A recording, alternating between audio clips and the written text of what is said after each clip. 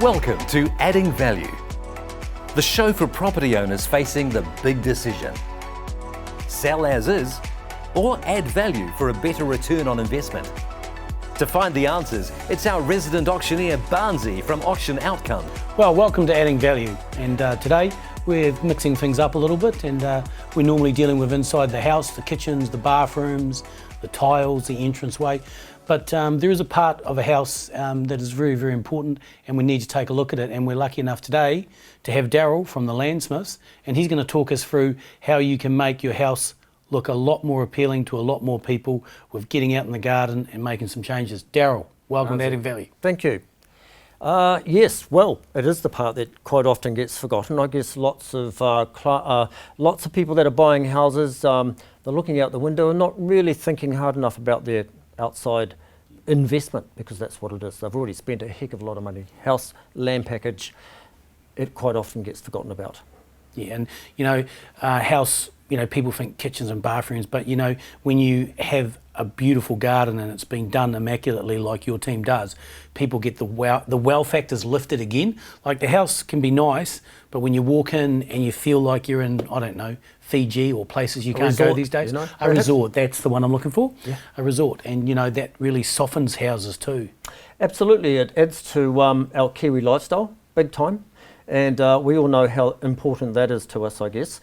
Our whole outdoor activity, whether it's entertaining, whether it's space for the children, whether it's an interest in gardens and planting as people have, or whether it's the wow factor itself that you're after, all those things should really be considered, I think.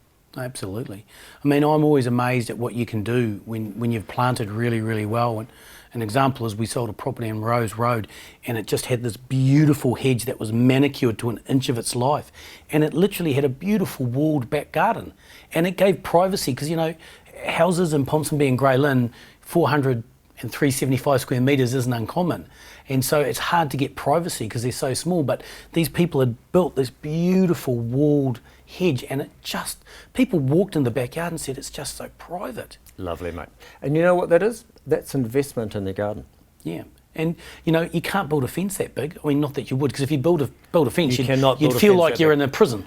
You've got the building code that you can't do that. But exactly. You can plant a tree. You can plant trees, and they can grow. But if you plant the tree, you've got to have that basic knowledge, or once again, investment of how to look after it and maintain it, because quite often we're on sites where you can tell that there's been a beautiful garden. Yes, that's been neglected. Yes, mate. And sometimes it's not even neglect, it's just not knowing what to do. That's correct. That's exactly what it is. I always think get the experts in, like you guys, to maintain it. Well, 9 times out of 10 you're just adding value by doing so. And that's, let's remember, we've got 2 things going on here in a garden. We've got what we term the soft landscape, which is the gardens, the plants, the lawns, etc. And we've got the hard landscape.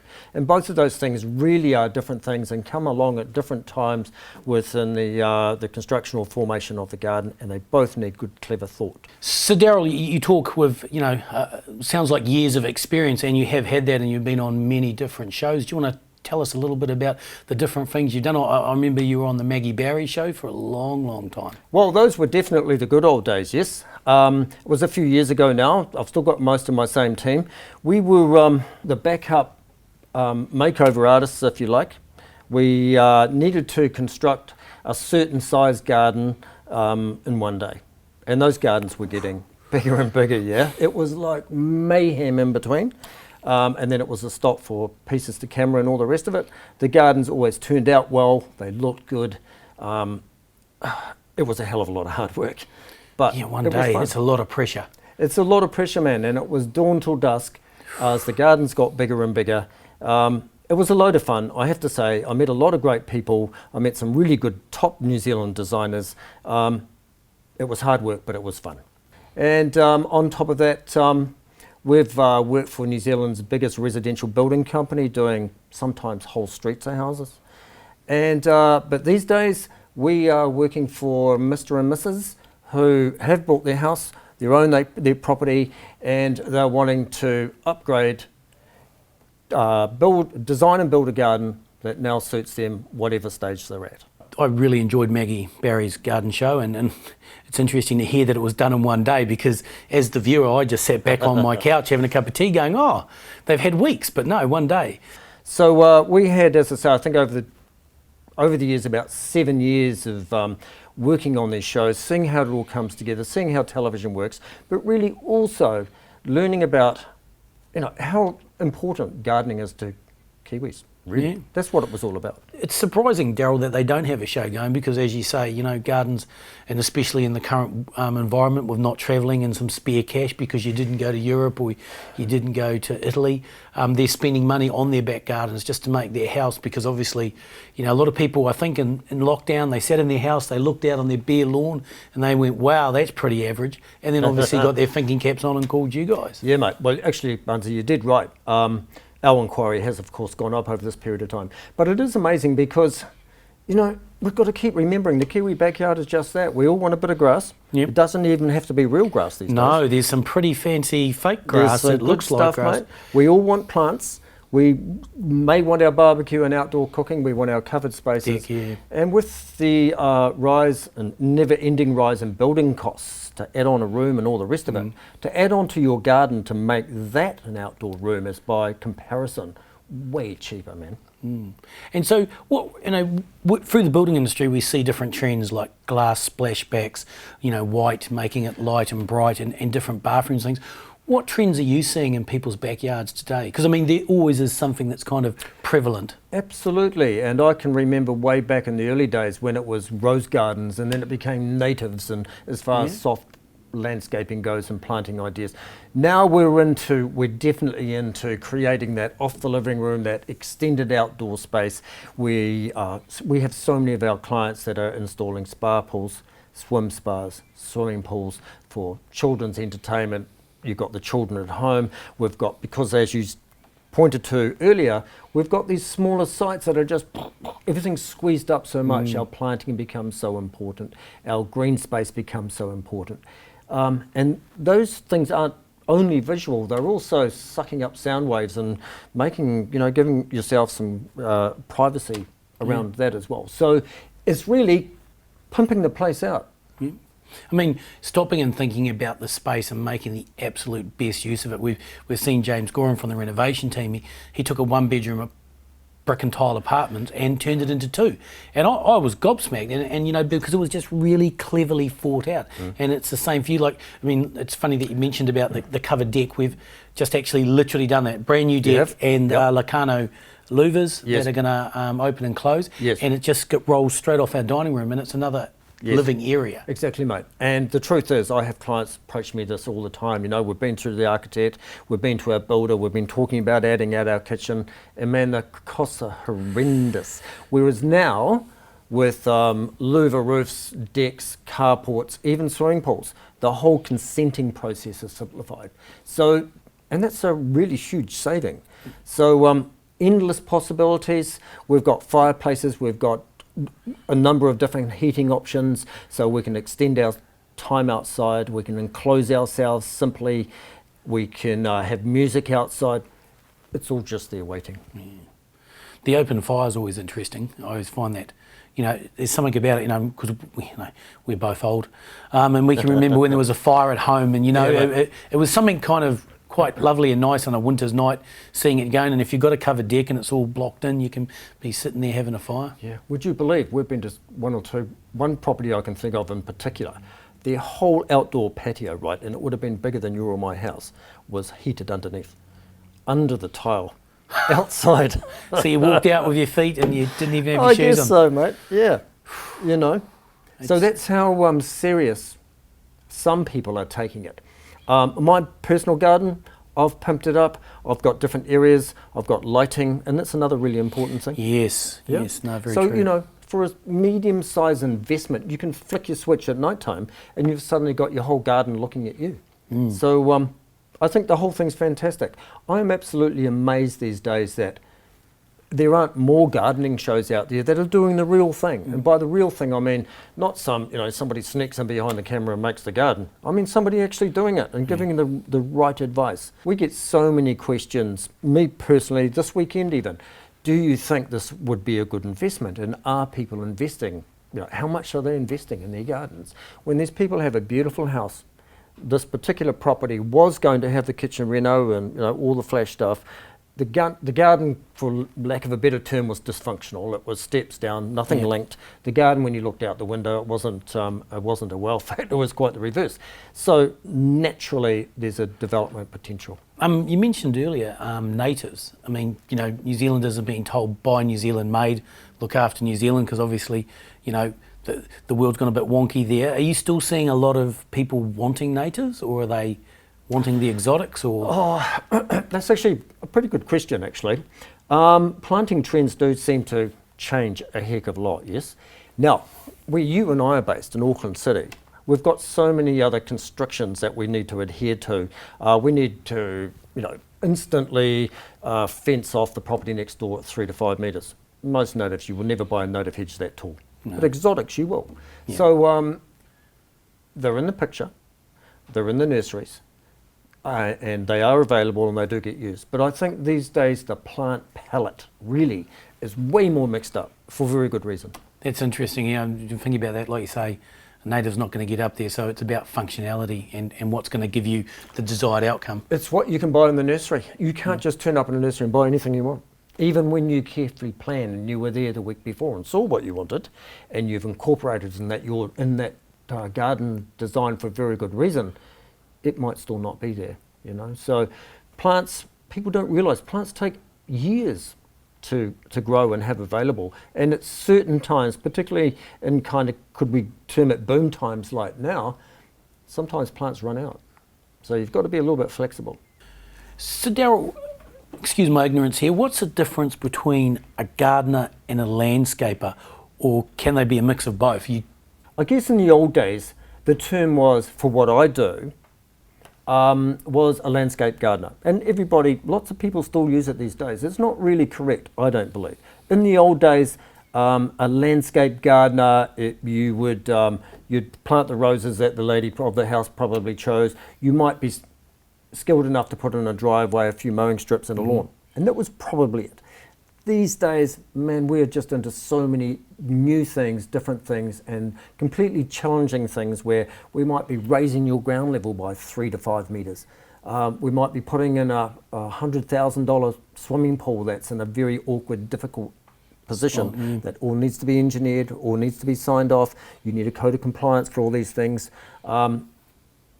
We design and build all these things, so we have people that do our drafting, get building consents, and we go through the process. We're sometimes working in conjunction with builders, plasterers, drain layers, painters, electricians, and somebody has to be in control of that whole outside build, yeah? So I guess that's what a landscaper these days does, a good landscaper. You've obviously got a passion for this, Daryl, I can see it. Where did that come from? Was it early on you knew you wanted to be in the garden or making changes? I started off learning my trades in New Zealand around the building sites. I went to Germany and worked out in Germany, and I just went blown away by the stuff that they did over there. We were like in the black back blocks in those days. I fully understood that the Kiwi building system is, we're so good at it, like we are at so many things. But in those days, we were just eons behind. So after I returned back to New Zealand, I just started becoming involved. I guess I got sick and tired of hammering in nails, These days we have nail guns, so it might have been a bit more fun. But so just stretching it out, using the land, creating something different, creating composition, so difference in heights. And then it gets to the point where you gain a bit of plant knowledge, so you know what grows where, you know where to buy it, you know what's scented and what colours it is, so you can just start creating a whole round circle of things, There must be some pretty big smiles on some people's faces at the end of it, and they know it's money well spent. Do you ever think you'll retire, or? Yeah, well, I've got my young son in the business now, so that's kind of on the cards. But I'm still enjoying this. I'm still enjoying more and more the design side of it, because I'm mostly doing, most of the design work now through 3D CAD programs, etc. But I still get off on textures, colours.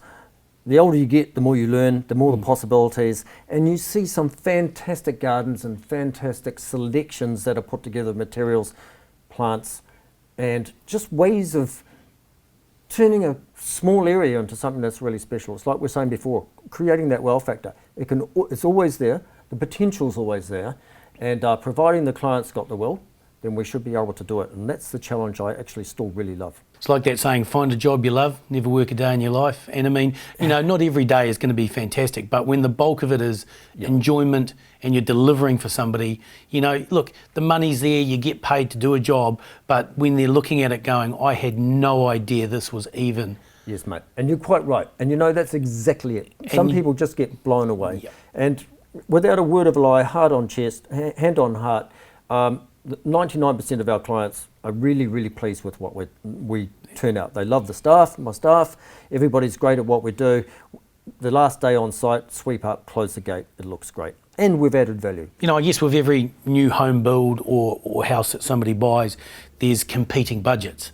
There's the, can I even get the deposit to buy the house in today's market, which is tough, as you know. And then once they've got the place, they get in there and the first thing they want to do is the kitchen and the bathroom. But, you know, like you said, the costs of the kitchen and the bathroom in today's world is, you know, something that may be too inhibiting, or you're going to have to choose it's the bathroom or the kitchen. Whereas, and as you said, with doing landscaping in the backyard, it takes sometimes a few years for everything to grow and to work. Sometimes I think potentially they might be better to get out in the backyard and plant some plants. I've got to the point now where, you know, I know what these things cost. I can talk in round figures. I won't be very far out. No. And so that's a good place to start. So you get an experienced landscaper. Example, you just moved into the house. You've already gone through it with your builder. You know, kitchen 25, bathroom, carpets. A good landscaper should be able to walk through your backyard and pretty much do that as well. Roughly, okay? Right, We're only talking so roughly. We're talking best guess effort here, but you should be able to do that. And so then, before you even start your renos, you've now built upon a good budget, not just inside, but also outside. And I can tell a quick story. When we used to work for one of New Zealand's biggest building companies, they would annually go over to America, where traditionally all their designs came from for their new subdivisions, and they'd come back and they'd always go, Daryl, guess what we learned this year? The same as last year. We've got to spend more outside because our sections are getting tighter, our houses are getting bigger, and we've got to keep that Kiwi dream alive. Yeah, I think, you know, with the smaller sections, it also probably helps them a little bit, because if you had a, I don't know, quarter of an acre, that's a lot to landscape. Oh, mate. And it's a lot to mow as well. Yeah. And, you know, most people are working in both incomes coming in, and, you know, when you get to the weekend, you just want to lie on the couch and relax. Well, mate, you bring up a very good point. A tight site doesn't necessarily have to be a negative. What it can allow you to do, because of the smallness of it, shall we say, you can upspend on the products. So you can buy better products that are probably going to last longer because you don't need so many of them. So you get a little mix up of really good products, then you get your well factors happening. And that's not a bad thing. So, Daryl, one of the things we always ask, and it's a question that everybody faces, you know, do you sell the property as is, or do you add value? And that's obviously the inside of the house, but for you, it's adding value on the outside. What would you say? Sure. Well, I guess that's a really big, wide open question, but it's a good question. You know, as you approach any property, as we know, first appearances count. Yes. You can strengthen it up really quickly. You can have a practical point of view. Do you add a carport? Do you add a bit of privacy to take the street view away, take the street noise away? Right there and then, there's a couple of very simple questions. But number one is, I guess, is getting back to what I earlier said of having an in-depth appreciation of what the potential is.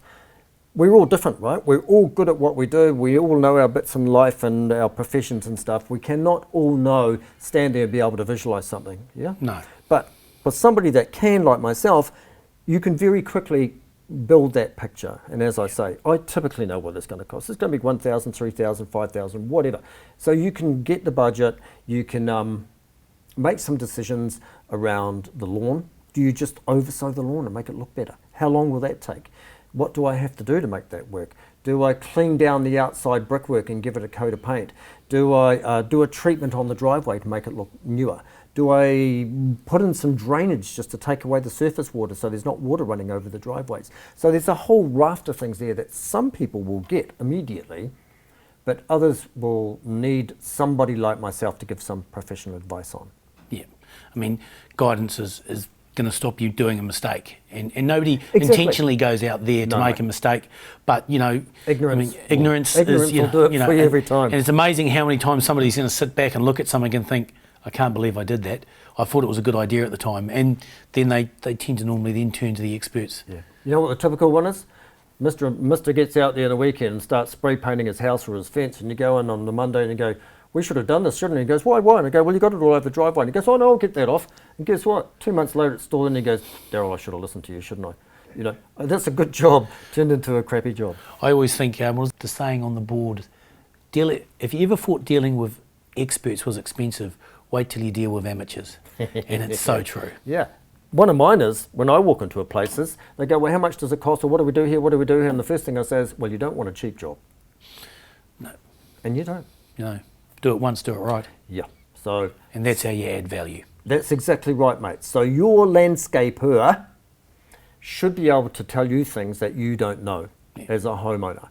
And they should be things where you go, well, I didn't know that. That gives you some information, gives you a sense of vision, and hopefully starts driving that whole process ahead where you can work alongside your landscaper and the designer and come up with something that it doesn't have to be well. You might not be wanting well. It might not be the end picture, but it needs to be the purposeful, whatever it needs, whatever you're wanting it to do, it should be able, your garden should be able to do. But yeah, you said purposeful, and it's about getting the right plant for the right area, for the sun, for the water. I mean, because I wouldn't have a clue. I wouldn't know what grows under a hedge or what... Exactly, mate. Or the fact that you even need to plant under the hedge. Exactly. We all know when a hedge grows, it grows up here, you've got this gap eventually. So, as a professional, I know you need the hedge, I know you need the shrub, and I know you need the ground cover.